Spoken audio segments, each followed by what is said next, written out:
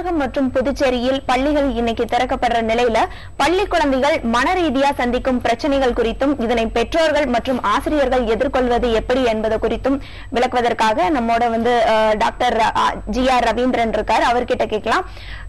Doctor, இப்போ இந்த நீண்ட விடுமுறைக்கு பின்னாடி பள்ளிகள் திறக்கப்படுற நிலையில குழந்தைகளோட மனநிலை எப்படி இருக்கும்?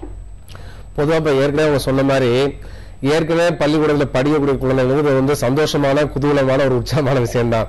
ஏன்னா தன்னுடைய சக வயதில் இருக்கக்கூடிய மாணவரோட விளையாடுவதும் அவங்களோட சேர்ந்து படிப்பதும் பொழுதுபோக்குறது ரொம்ப சந்தோஷமான விஷயம்.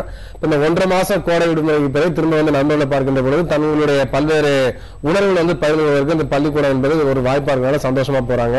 இது நமக்கும் பார்க்கறது சந்தோஷமா இருக்கு. ஆனா அதே சமயத்தில் யாருக்கு பிரச்சனை அப்படின்னாக்க முதலாக ஸ்கூல்ல போய் அட்மிட் ஆகிறாங்க பார்த்தீங்கன்னா குழந்தைங்க, அதாவது ப்ரீ கேஜி எல்கேஜி போன்றதுல முதலாக சேரக்கூடிய குழந்தைகளுக்கு உளவியல் ரீதியான பல்வேறு பாதிப்புகள் இருக்கும். ஏன்னா அவங்க இதுவரையும் குடும்பத்துல வீட்டுல அப்பா அம்மாவோட பாசத்தோட அன்பா பழகிட்டு அவங்க திடீர்னு ஸ்கூல் நியூ என்விரான்மெண்ட் புதிய சூழலுக்கு போறப்ப அவங்களுக்கு ஒரு அச்சம் இருக்கும். இதை பிரிவு பயம்னு சொல்லுவாங்க. இந்த பிரிவு பயம் குழந்தைகளுக்கு மட்டுமல்ல பெற்றோருக்குமே கூட இருக்கும்.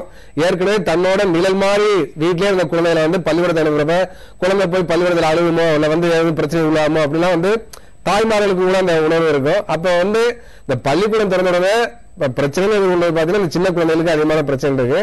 அதே சமயத்துல வேறு சில பிரச்சனை எல்லா வகுப்புலையும் படிக்கக்கூடிய மாணவர்கள் இருக்கிறது.